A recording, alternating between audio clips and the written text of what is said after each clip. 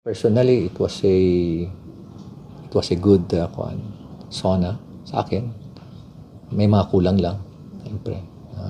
Tulad ng binanggit niya na flood control, marami pang proyekto na dapat kasali dun sa dapat banggitin niya na talagang graft and crop ridden.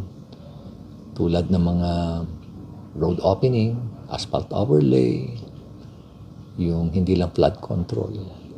Meron pa yung mga solar lights, yung mga cat's eye na yan, yung mga rock netting projects, mga safety barriers, at marami pa. Napakarami pa na mga nangyari na corruption sa mga projects. Ayon sa alkalde, may organisado at sistematikong katiwalian sa mga proyekto ng pamahalaan kung saan may sabwatan umano sa pagitan ng mga kontratista at ahensyang nangangasiwa ng bidding at maging ang mga mambabatas na nakikiporsyento umano sa mga proyekto.